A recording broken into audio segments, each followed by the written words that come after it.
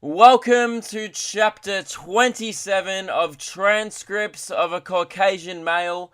I am the Caucasian male in question. My name is Luke, and welcome to the podcast. What an intro! I mean, I didn't get the name of the podcast right, but other than that, it's a pretty good intro. But if you didn't get the joke there, the podcast is actually called Memoirs of a White Guy. But because I'm a comedian, this is what I did, right? I replaced all the words, so memoirs with transcripts, because that's with similes. So words that, or synonyms, I think it is, words that mean the same thing. I'm not explaining the joke. We all got it, Luke. Move on. Okay, I'm moving on. What happened this week? What happened? Oh, I saw this Asian dude do the... I just realized how bad that is. Like, hi everyone, my name's Luke, welcome to Memoirs of a White Guy. So this Asian guy did the most fucked thing. So, just a really racist start. No, it wasn't. Actually, no, it was. I usually wouldn't say Asian dude, I would just say dude. But I think that he was doing this because, like, only Asians dudes do this. And I think I've spoken about it maybe before, I've mentioned it, that at the golf club, whenever I see an Asian guy come out of the toilet, they pretty much have a shower at the sink. So they'll use, like, they'll rub their hands under the water, then splash it in their face. I'm like, oh, fair enough, it's hot.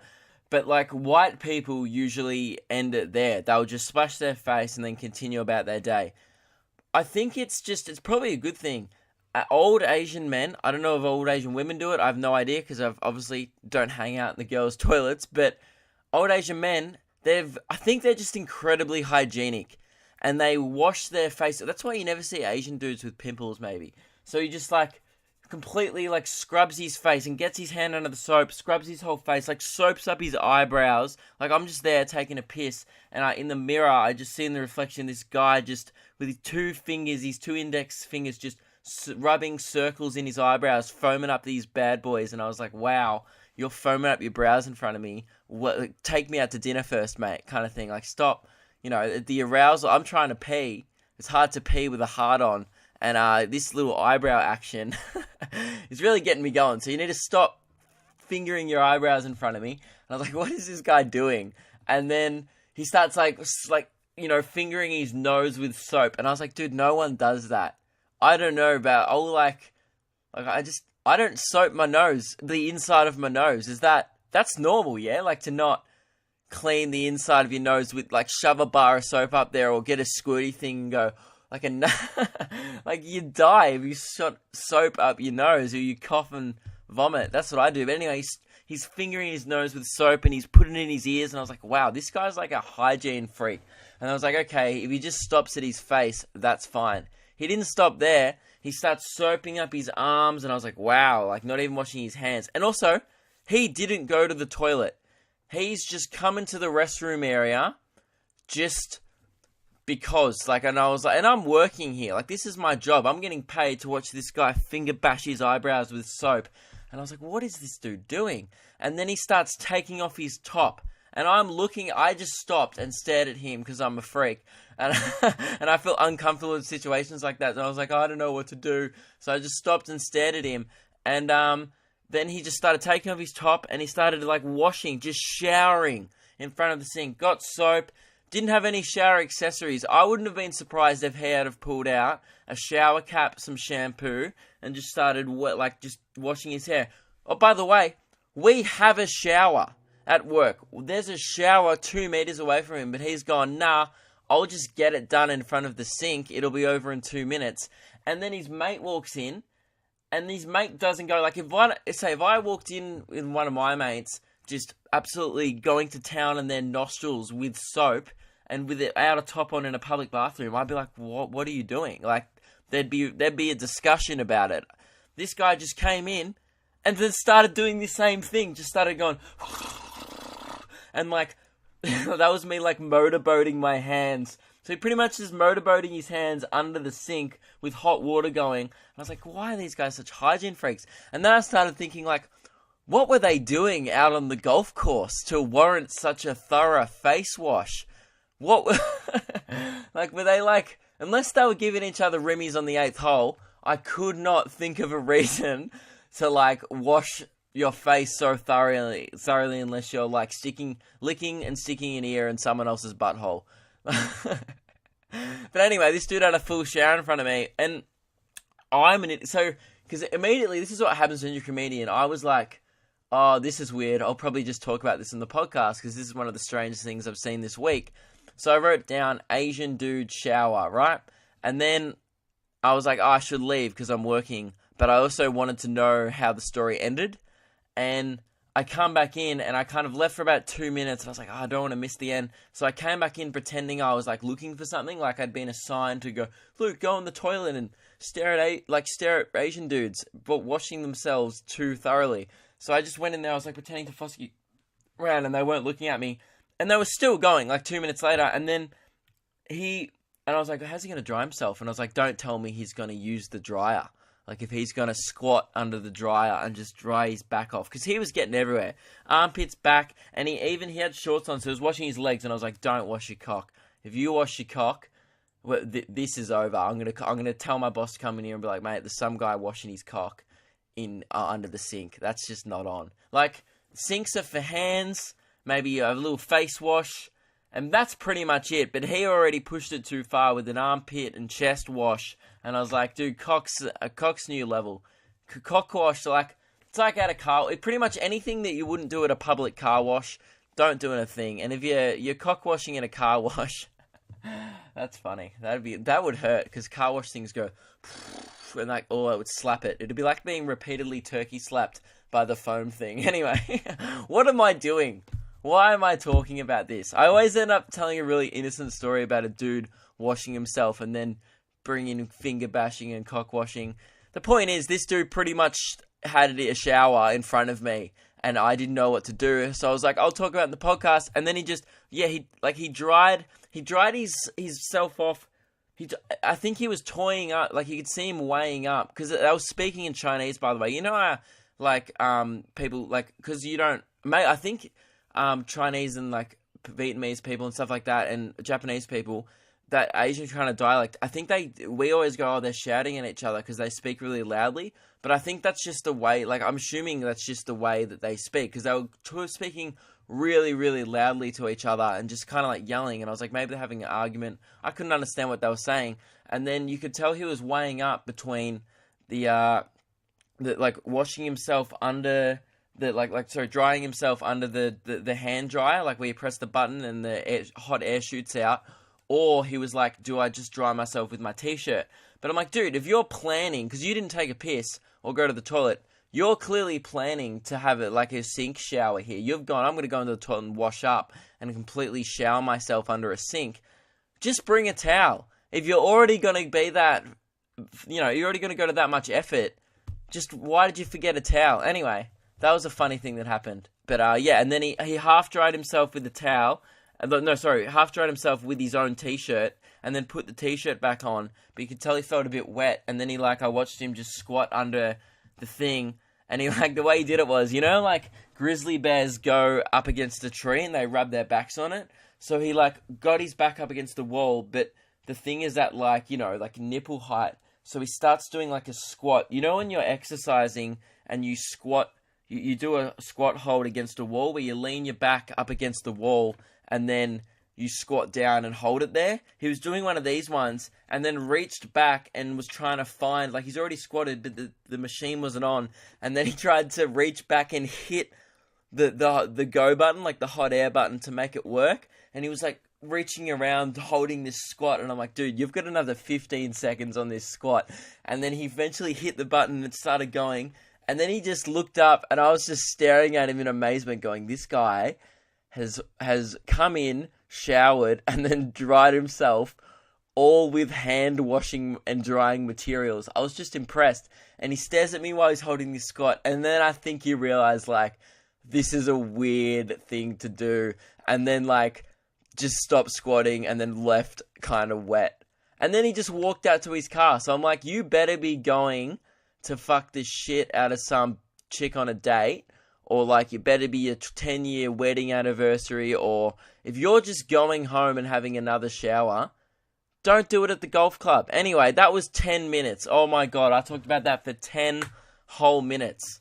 I'm sorry. And I forgot to do the fun fact. Right, the fun fact, it's time for... I was supposed to do this at the start of the podcast, because really, that's what's supposed to get us in the mood for those kind of insightful, slight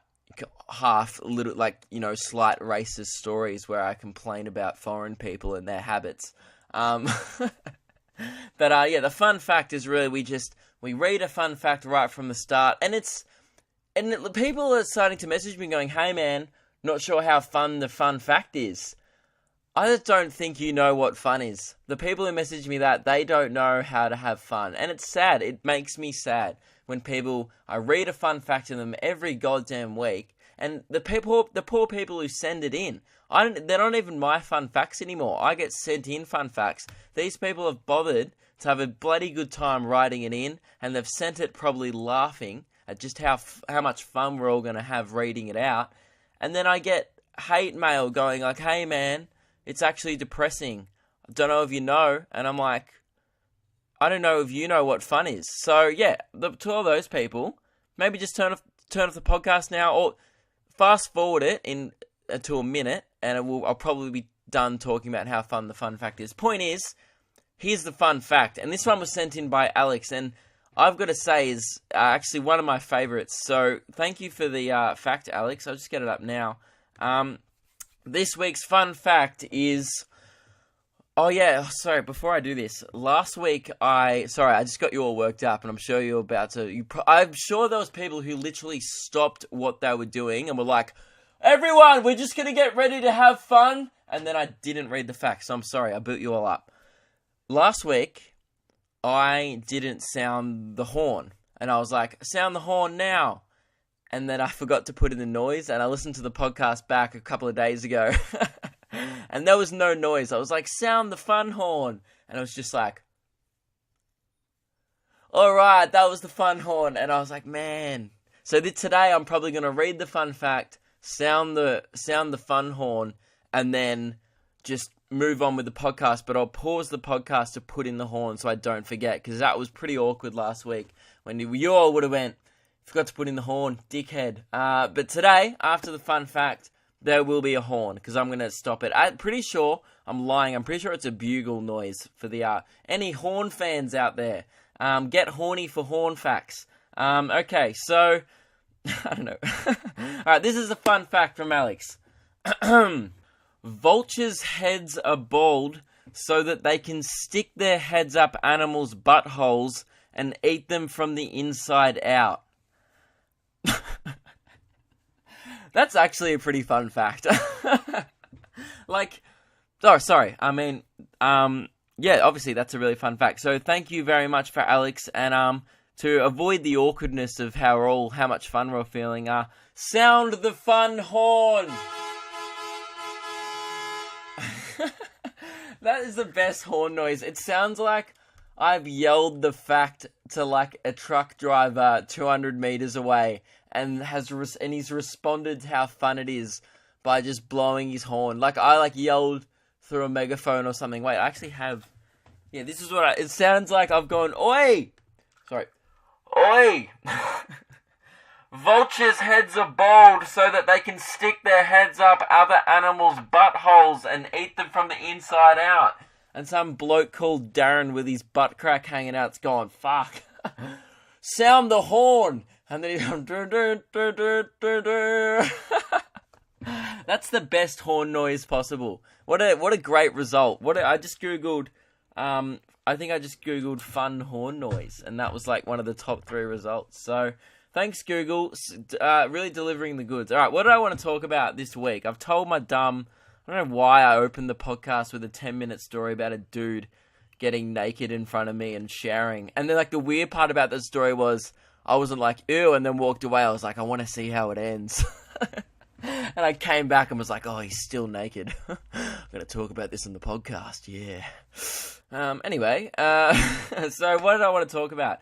Oh, yeah, ISIS on Snapchat. Dude, I don't know if anyone saw this during the week, but you know, like when you view your Snapchat stories on the Discover page, and it comes up with some like BuzzFeed articles, and it comes up with. I took a screenshot of what I found. Like, it comes up with just ridiculous things like, 10 reasons why you should suck a butt. And, like, you can just, like, read dumb shit that journalists, in quotation marks, write. Like, that's their job because they failed their journalism degree. So, like I said, here's the current things that are on my Snapchat Discover page, right? It's like, you'll never guess what this snake can do, National Geographic. When National Geographic starts posting clickbait, you know the world's gone to trash. The badass 90s TV characters we still want to be. Whatever. You know what I mean? Just absolutely trash. And the day that there was the ISIS thing was the feature story.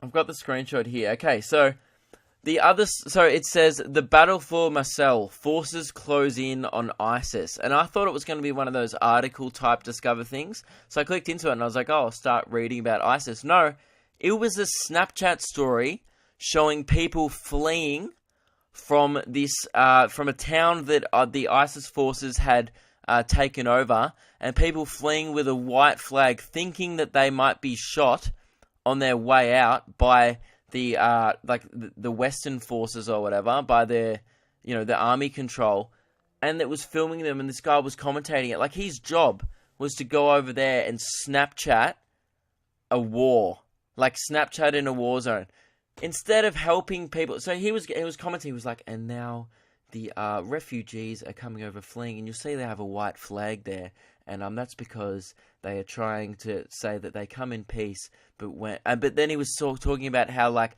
our forces can't trust them because what about if ISIS forces carry a white flag, then come over with a bomb and stuff? And I'm like, why? How can I see this? I shouldn't be watching this on especially Snapchat. Like, if I want to view this, go to an actual news source, like CNN or some, an ABC News if you want to view, like, or, you know what I mean? There's other platforms for that. I feel like Snapchat it just felt, not that it's fine that they can cover news on Snapchat, but it just felt really invasive when they were filming people who were literally fleeing a war zone. And I was, like, watching it in my bed at night, and I'm like, what? I'm like, this isn't something I should be viewing on Snapchat, because you know that they didn't go out in a megaphone. Is it okay if we film you and show you to hundreds and thousands of Westerners on Snapchat? You know what I mean? Like, they just started filming these poor people fleeing, like refugees who had nothing, and then they filmed a kid who had been shot just lying on the ground getting paramedic attention. I have screenshots of it because I was honestly like I very rarely get offended, and I wasn't offended. I was just like, how is this a thing? Like, I was just appalled. So there was this one guy, and he's got a rocket launcher, and it has subtitles that says, "This is aimed at ISIS. This can go as far as 6 kilometers, but ISIS are as close to 3 kilometers away." And he's just describing, like, a rocket launcher, and I'm like, what? Instead of Snapchatting it, what about you fucking pull the trigger and bomb the shit out of them if they're within range? Like, why are you talking about it? Just absolutely blast him with that shit. And it's and it was like this one kid. So here's another subtitle: "We were leaving our home. We're lifting the white flag, but they shot me. They shot me here." And he shows him holding a bandage on his stomach with blood coming through it. And I was just like watching that. And then the next thing I watched was like people I know, like, poking their cat in the nose and, like, filming their dogs and, like, Snapchatting themselves in a nightclub, getting like double dropping at cloud 9. And then I click over and I'm watching this kid be shot in the Middle East. I was just like, how is that a thing? Because you know that's some guy's job. Like, if I was like, "Hey man, what do you do for a living?" He's like, "Oh, I Snapchat the crisis in the Middle East for the entertainment of privileged Westerners instead of actually contributing to society." And you're like, "Oh, sounds like a cool job, man." He's like, "No, I hate myself because I'm not a journalist. I have a mobile phone and I Snapchat. I do 10-second poorly filmed videos of people fleeing their homes because it's been taken over by terror." Like, and he literally films terrorism for Westerners' entertainment. That's essentially what the Snapchat Discover thing. And then literally right above that, right above the Discover story that said, battle for Mosel, forces close in on IS, BuzzFeed, 8 reasons why you should get naked more often. And then news.com, boy asks for nudes, girl has perfect response. And then forces close in on ISIS. Just pick a thing. Like, if you're gonna be trash, be trash. That's fine. If you're gonna be insightful and try and bring I think it's great that they're trying to give people a perspective of the horror of war, but there's a way to do it that doesn't, it's not intrusive on those people's lives, and you can do it in a sensitive manner, and it's fine showing people how horrific it is, but filming them when they don't know they were being filmed, and then just putting it on like a thing like Snapchat where it disappears, it's just like, if you're going to try and change the world, do it with a bit of respect for the people who are in a war zone. Like, that was my only concern. I honestly just couldn't believe it. I was just like, wow, that is social media just gone a little bit too far. I think that when it starts to intrude in people, and you know what the thing is, those people wouldn't even know what Snapchat was, maybe. Like, I don't know if I'm sure they have like a version of, an app that takes that, but you know what I mean? Like, that was me being a real first world prick going, they wouldn't know what Snapchat was. Look, they probably do, but I was like, wow, you can't film that. And the rest, I watched the whole thing, I was just in shock. And I was like, dude, that's not on. And that's the classic, it's like the media is just literally anything to get a view. And I was like, I contributed to that. And then, this is what really set me off. I was like, this isn't cool. You've filmed a kid being shot, who's just got shot, and he's bandaged it up. And then going, hey, mate, can you do an interview for my Snapchat? Because I'm not a real journalist. And the kid's like, well, I don't understand what you mean. And the guy would have put out a phone, and the kid's like, oh, I'm going to be on TV. No, mate. You did a 10-second interview. He pretty much got a kid to film a Vine about how he got shot. And then I watched it, and I was like, wow. But the thing that really set me off was I got halfway through, because it was about a 2-minute Snapchat story, and I got halfway through, and then an ad played. So they're making money off it. Like, an ad just started playing about, like, Sprite or, like, Travel.com or something like that. And I was just like, fuck off. You're making money. You didn't pay the kid for that interview. You were like, hey, mate, can you show us your bandage from a Snapchat story? And he was like, oh, I don't understand what you mean. Did it. And then that prick got fucking paid for it. I was like, instead of Snapchatting them, how about you give him your pillow that you're sleeping on? Or like you help out, or you press a button that fires a nuke at ISIS, or, you pick up a gun and go, I'll guard this area while the soldiers sleep, or, you know what I mean? Like, not even that, because obviously you're not trained to do that because you're a failure and you work for Snapchat as a journalist, but you're like, do something. Like, if you're going to be over there and just filming it all for Westerners' entertainment, at least do something to help instead of that. There's better things. The point is, there's better things that guy could have been doing with his time and with the money that someone spent to get him over there. I was just mad. That actually made me mad. Look at me. This is just like, I usually do like funny rants. I'm like, oh, I hate Red Rooster. This guy got naked in front of me. What's the deal with Asians? but today I'm just like, man, that was really, really disrespectful what that guy did. And I'm not a fan. And it's not funny at all. And it shouldn't be, because I was just like, wow, that's completely disrespectful. I want to talk about that. And I tweeted about it, like making a joke, like, Snapchat, the places I go for 8 reasons why I should get naked more often, and ISIS updates. And people were like, ha ha ha. And I was like, yeah, but what I was really trying to point out was that how fucked that is. Like, that's the world we live in is really going down the tube if that's a thing. Anyway, moving on. What was next? What's next on my little sheet where I talk about, I gotta talk about this. So I had my video stolen again. If you didn't see my Snapchat story or whatever, I didn't make another video about it. I didn't call him out on my page just because I was like, I've done that now. You know what I mean? Like, other people, and I could have, and I'm sure it would have done really well, and I bet you I would have got another 500,000 likes out of it. And a bunch of people would have been like, yeah, nice, man, you wrecked that dude. But, like, I just feel once you do a joke once, yeah, you know what I mean? It gets old. I don't want to do the same jokes again on my page. Like, and also, if some guy had have stolen a different video, I might have maybe been like, oh, it happened again, but a different thing. But literally, a guy stole the "You Don't Own Me" video again, which I see a lot, like different versions of. And that's the thing. It's not like I thought of. I'm never once saying that I thought of the idea of standing in front of signs and ignoring it, because that's been a thing on Instagram, like, oh, it says no taking photos, and you take a photo of the sign or whatever. That's like an old joke. But the thing of putting the music in the background and wearing the sunnies and doing it like ironically and kind of making a meme out of it, like that, you zoom in on the face and stuff.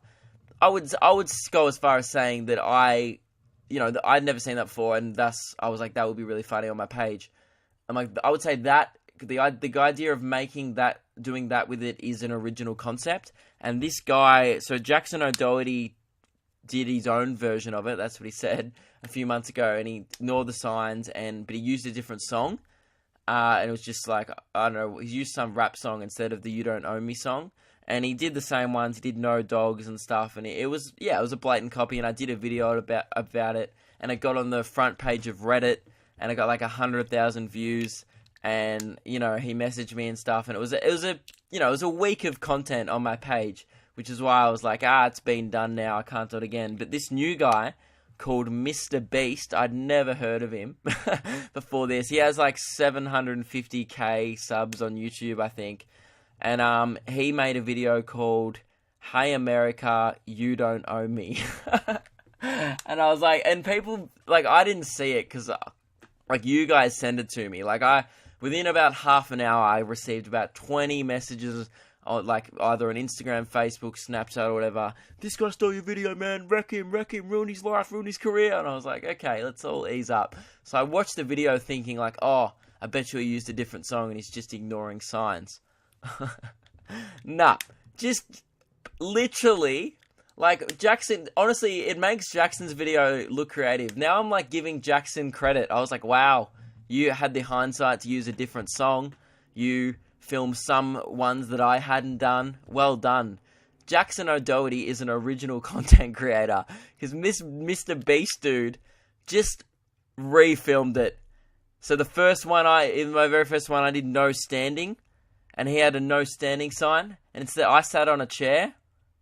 Oh no, sorry, his one was like no sitting here, and then he sat down in front of it, and it, like, with the glasses, zoomed up in it, and I was like, wow. And in mine, how, I don't know if you know what I'm talking about, but in my video, I ignore signs, whatever, and I have like the start where it's the slow build, like the first one, it's like, "You don't own me," and then as the video progresses, it gets into the chorus of the song, and then the song starts progressing, which makes the joke funnier, and it turns into like a montage of me thing. He did the same progression, like he did the slow ones at the start, and then usually on that build up to the chorus, I do a slow-mo one where I walk past a sign or something.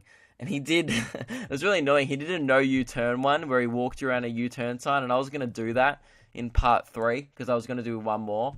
And now he's done that, so he's kind of racked some of the shit I was going to do. There was one really funny one in his video where he said, the only one I liked, the rest of it was just poorly filmed and was shit.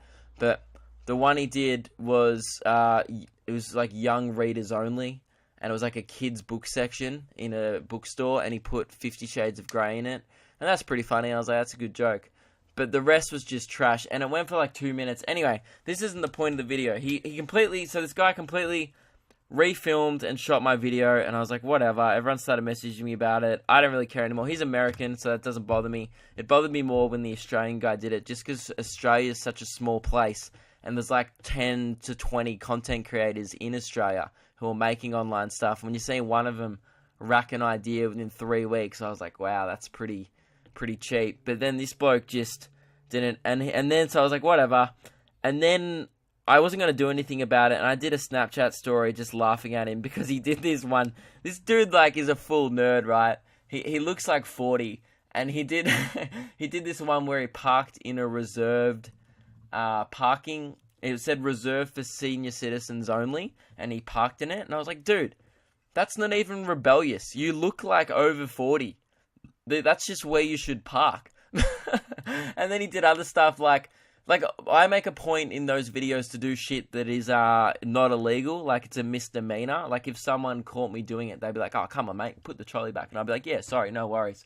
But he was doing shit that's just blatantly illegal, like no trespassing, and he did this set up one, like it was clearly staged, where he goes to give a homeless person money, and then as the homeless person's about to grab the cash out of his hand, he pulls it away in slow-mo, and it's like, you don't owe me, and I'm like, dude, you're just, like, your joke is like, you don't owe me, I'm a piece of shit. Like, that's filming yourself being a piece of shit to other humans isn't, like, the same joke. Anyway. Made me mad. The point is that you're watching me just get triggered by someone butchering my joke. I wasn't going to do anything about it, and then he followed me on Twitter. This Mr. Beast guy followed me about half an hour after I did the Snap story. I was like, this is interesting. I didn't say anything, and then he private messaged me, hey, just hey. And I was like, this is weird. So he knows who I am. He's definitely seen my video before. And I was like, hey man, big fan, loving all your original content, Luke. And then he didn't even like, he can tell he's retarded because he didn't even be like, oh, I know, man, I stole your video. He was like, hey, so I wanted to shout out, he just ignored what I said. He's like, I want to shout out one of your social medias since I took heavy inspiration from one of your videos. Do you want me to shout out your Twitter or channel? I was like, what? Heavy inspiration. You saw mine and then went, I could do that. He did, so you know I did a trolley and it said 14 items or less or 12 items or less or something like that. And I was having a trolley with like a lot of items in it, and I gave the camera the finger.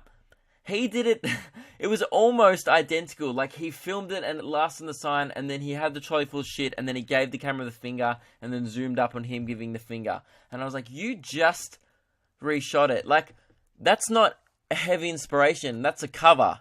That's like me singing Single Ladies at an open mic night by Rihanna, or no, it's by Beyonce, I'm an idiot, by Beyonce, and then being like, here's a song, here's an original that I took heavy inspiration from Beyonce for. Oh, the single ladies, so put your hands up, and everyone's like, no, bro, that's not inspiration, that you were like, you're just butchering Beyonce. Like, you're just doing a shit version of a Beyonce song. That's a cover, not an original song. And he's like, hey, man, I took heavy inspiration.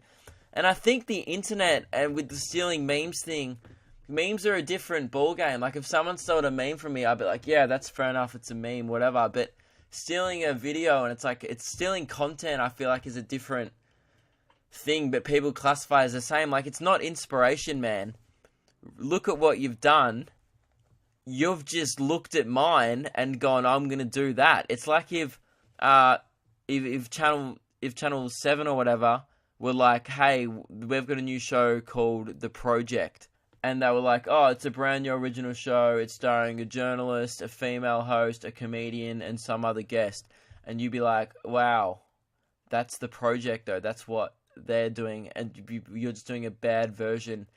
And they're like, no, we took heavy inspiration. No, you just copied it. There's a difference. Anyway, so this guy's messaged me on Twitter, right? I'm only reading this because I wrecked him good. He said, do you want me to shout out your Twitter or channel? Link me your... He said, what would you say is your best video? Link me it, and I'll share it in the comments. And I didn't say anything. I just linked him the video of me calling out Jackson O'Doherty for stealing my video. And then... I don't know if he linked it, and then he just said, okay, great, thank you. And then he probably linked it. I haven't checked. I didn't even bother to go check if he did, but I think he just linked that video, and then people who was like, go check out this guy, I took heavy inspiration from his video. And then people who were his fans would have clicked on that link, and then it's taking me, and all these people coming to my, wow, I came from Mr. Beast's channel, but he just copied you. What a hack. He just, like, ruined it for him. And then I think he must have watched the video, because half an hour later, he was like, he just said, now I feel bad. I saw you on a big meme Twitter page, and I didn't know you had a channel. A sad face. I was like, but does that give you a right to be like... Because clearly it's a human in the video. If I ever saw a meme thing and someone wasn't credited, I'd be like, well, someone's made that. That's not my idea, so I wouldn't do it. That's me as like an aspiring comedian. That's what I'd think. But obviously, I think YouTube entertainers just have the concept of number on a screen, whatever. Anyway, point is, someone stole my video, and to answer all your questions during the week, no, I'm not going to do another video on it. I just thought I'd recommend the podcast, and then I'd move on. So, yeah, that's the thing. But it happens all the time, man. People steal that video. Like, pages upload that shit all the time. And it's funny because all you guys are really nice and tag me in meme pages like, they wrecked your video. And occasionally I message them if it's a big page. I'll be like, hey, could you give me credit? And sometimes they message you back. Sometimes they don't. But at the end of the day, it's the internet. And content theft is a really, really big problem. And there's literally nothing I can do. But I appreciate you all guys. You guys all call them out on it in the comments. You guys all tag my page and go, this is Luke Kidgells, you're a hack, stop stealing his shit. And you guys are really cool like that. But other people who run these pages clearly aren't. Anyway, but really, I think the best, I think it's a compliment. Like, imitation is the best form is the best compliment kind of thing. So really, what that guy meant was, I watched your video, I thought it was funny, and I'm going to steal it because I want that myself. But so that's pretty cool that someone's thinking like, you make fresh memes, bro. I'm going to copy your fresh memes. Anyway, now I'm just rambling. This is a really rambly podcast. Let's talk about, I think let's just answer the questions now. I think I've only got one. Actually, no, I want to talk about Newcastle first. So my tour starts in 1 week. Holy shit. I'm in Newcastle. I lived in Newcastle on Saturday to do Lewis's show on the Saturday. And then my show's on the Monday. So literally this time next week, it's showtime almost in like 5 hours in 1 week. I'm super excited. It's gonna be really, really fun. And I was freaking out a bit about ticket sales. Still definitely tickets left. I mean, it's my first ever show. So, you know, it may sell out if you guys all come on the door. But no, if you're gonna come, I would love it if you brought like a friend or a, you know, like whatever. Just if you bring friend, family, I think they'll really like it. And also, like, I don't know about Newcastle, but is there other shit to do on a Monday? Like in Melbourne, there's no other shit to do, and Melbourne's a lot bigger than Newcastle. So if you haven't got any stuff to do on a Monday, would absolutely love to see you there. It's my first time I'm ever performing in front of like an audience that's my audience, if that makes sense. Like, I've done it a bit before where people have come to see me because I did a small thing at the comedy festival last year, just my friends and family. But it's different when random people who I've never met before are paying money to see you perform for an hour. It's the coolest thing. And honestly, if you had told me even a year ago that was possible, I'd be like, nah, no way. Because a year ago, I don't think people realize I had think about 800 likes on Facebook. I used to do videos for my friends, and then, you know, everything blew up and everything kind of happened for me really quickly, which was insane. And it's literally, this is me being really sappy, but no, it's cool seeing my dreams start to become a reality. And it's a lot of hard work. Like, I've invested pretty much every waking hour that I'm either not at work or sleeping, pretty much into this show, either making content or the show, or being in dingy pubs waiting to go up on stage for 5 minutes every night. And I think it's a lot. It seems like sometimes I think about when I'm driving into a gig, I'm like, I'm driving 45 minutes to perform for 5 minutes. What am I doing? And then now you kind of, when you see people want to come see you live and you get to perform the hour that you've spent 2 years working on to people, it definitely makes it all worth it. And I'm super, super thankful for everyone who's got a ticket. And there's still tickets for Newcastle. Melbourne's still on sale. I'm not even going to talk about the other cities because whatever. You guys know I keep talking about it, and I still haven't announced them just because we're still waiting on Adelaide. The rest are literally ready to go. But don't worry, it's not like you're going to miss out on tickets. Their shows are now, I don't know if I can say this or not.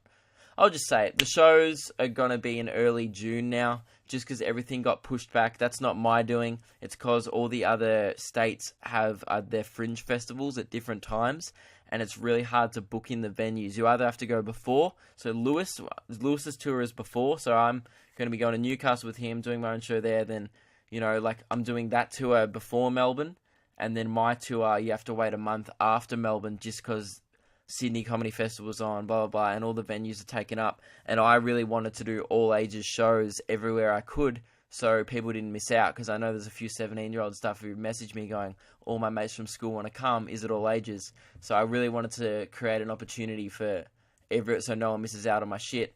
But I think in half the states we're doing all ages, and half the states it has to be 18 plus, just because it's the venue's rules. And also Perth have really strict licensing rules compared to other states. Anyway, that's boring to you guys, but so I just want to talk about, so I'm going to be touring in June. It's not announced yet. I shouldn't even be telling you, but it's like the first weekend of June, or it's the end of May. I don't know. Anyway, it's going to happen. Tickets will be on sale in the next 2... I keep saying it. I'm not even going to say it. Whatever. Join the mailing list and you'll hear about it first. And I'm so excited. But the first show starts this weekend. I am like, none of you give a shit, but I am super, super excited. And like last night, I went over to like another comedian's house and we ran over our shows. Oh, we had a trial show. I did the first trial show. So essentially, you build a show in 5-10 minute blocks at open mic nights and comedy nights in the city, and those people I perform to aren't fans of me. They don't know who I am really. Occasionally some people go, I watch your videos, I really like you, that was cool to see you tonight, I didn't realize you were going to be here. But other times it's just random people you've never met and they don't know who you are, and you go up there and really that's the real test. If it's funny in front of them, then the people who like you are going to love it. So I've been doing that for 2 years, essentially. Just doing random spots around Melbourne, like 3 or 4 times a week. And then, so you're building a show in 5-minute slots. And I'd only ever performed for like probably max 30, 40 minutes on stage. That's probably one of the longest sets I've ever done, but never done a full hour. And I did the full hour the other day. Me and my mate Joseph Green, who's a very funny comedian. You guys should all go see him at the festival. He and I decided to do a trial show where we run through our whole hour, and I invited over like 10 of my mates, and then we just went through it, and it's a bit weird performing to your friends and stuff, but we just went through the whole show, and it's the first time I'd ever done the hour, and I'm super happy with it, and it's ready now. It's ready for Newcastle, and I'm excited. This week I can just, fine tune it, make sure all the dick jokes are just absolutely bang on. I feel like you guys think it's all dick jokes. It's not. It's like 5% cock jokes, and then I have a lot of other jokes about other things. But there's cock related material. I'm a 20-year-old dude. You've listened to the podcast. You know I'm going to talk about dicks for at least 2 minutes. So that's all I want to talk about with those. So go get tickets for Newcastle. If you're umming and ahhing over it, just do it. You'll be thankful, and I'm going to put on a damn good show. So come to Newcastle. It's at the Royal Salon Theatre. I don't know what street it's on. It's at 7:30. I think I should know the time of my show, but I do know where to get tickets. It's at www.lukekidgell.com/shows, and it's right there. And bring your friends, bring your mum, bring your dad, bring your grandma. Oh my God, someone bring their grandma. That would be hilarious. Bring your grandma, bring your dog. I won't charge your dog for a ticket, unless he barks, and then I'll charge him $18 at the end. But, bring everyone you know, and let's make it... I think it's going to be a super fun night. Thank you so much to all the people who've already got tickets. I'll see you in Newcastle next week. Let's answer... I think I've only got one question this week. Let's answer that, and then that's the end of the podcast. The question this week, can you guys send in questions? I've run out, and I only got, I got a few, but some of them you just are shit, so you just don't read. This is the only readable one. So, this is from Ashley. Hey Luke, love the podcast and the videos, and am super excited for your tour. I'll be in the front row, probably laughing hysterically and making a fool of myself. That's cool. I hope to see you there, Ashley. I have a comedy-related question for you. Have you received any funny heckles recently on stage? See you in Perth, Ashley. Why does everyone want to know? It's like whenever you tell someone, I do a bit of comedy, they go, do people heckle you? Or people go, like as a joke, the funny thing to say to a comedian is like, oh man, I'll come check out the festival. I'm like, oh great, I'll see you there. And they go, I'm going to heckle you. And they don't, because they just bitch it. But what's the fascination with heckling? Because really all heckling is, it's someone being belligerently rude, usually, and talking to you while you're trying to perform. And occasionally it's funny if someone contributes, like they're not even being mean, they'll just yell at something about the joke you just said, and then you can have a bit of banter with them. But I don't get what the fascination is with, do you shut down hecklers? Yeah, you do, because it's fun. And I'm very good at dealing with like, I'm actually pretty bad with dealing, because I'm pretty mean. I can get savage as on stage if someone has a crack at me, because I'm very good at writing roast jokes just off the top of my head. I mean, it's similar to what I do in, like, the videos with, like, the music reviews and stuff. I'm just good at roasting things for some reason. It's always been a talent of mine. I'm just a bit of an asshole. So I usually get pretty savage, and which is great when the person's been really rude to me.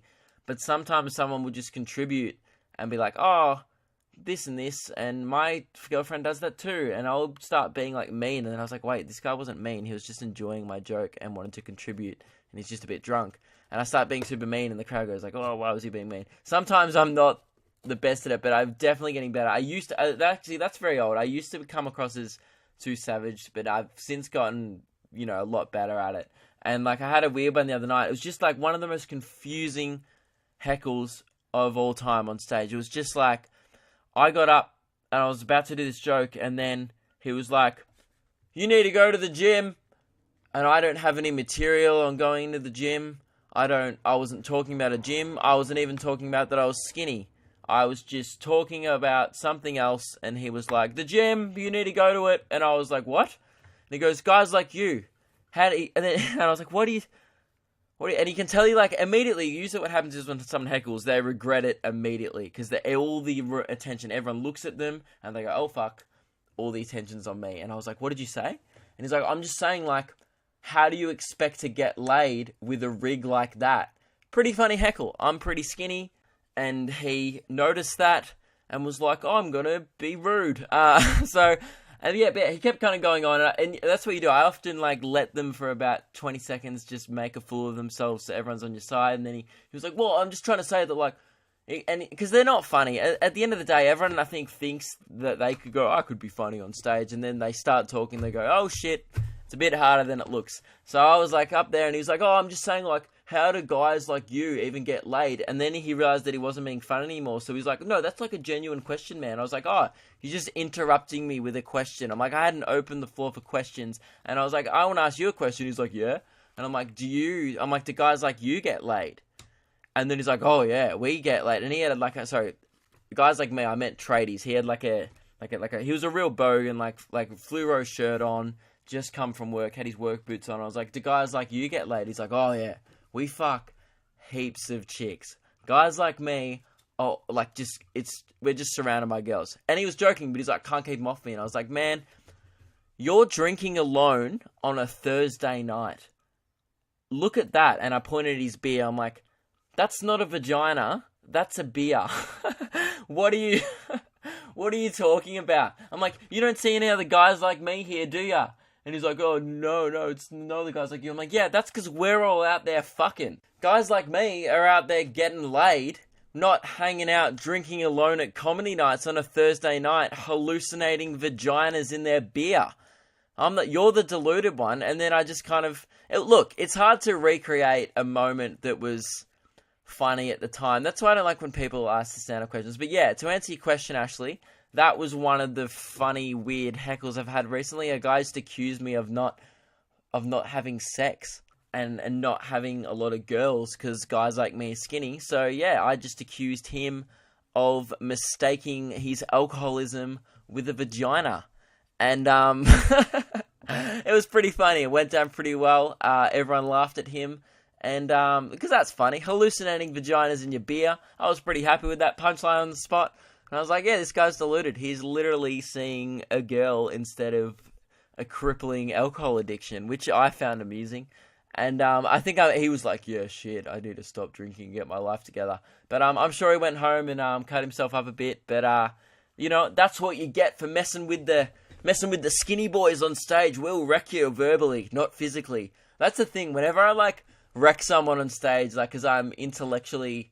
You know what I mean? Like, I proved... Really, what you're doing is proving that you're intellectually superior to the person who yelled out, and you do it comedically by making everyone laugh at them, and you turn the joke back at them. So if you do that successfully, you've proven, really, that you're, more intellectually superior, but I'm like, you would still fuck me up in a physical altercation. Like, if you was like, take this outside, I'd be like, can we do it in here? And I don't want to get... concreted in that, you know, I just wouldn't fight. Like, I gotta worry about that sometimes. Like, sometimes I get pretty mean if the other person's mean, And there's a couple of times where I've just left a gig because I'm like, they'll probably bash me.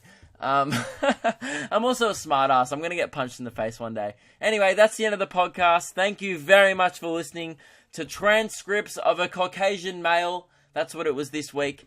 Yeah, that's the end of the podcast. And my tour starts in a week. So next week, I think I might record the podcast on the Sunday, the day before my show, so I still won't have done the show yet. I don't know. Or I might record it the day after. Probably before, so it's out on the Monday.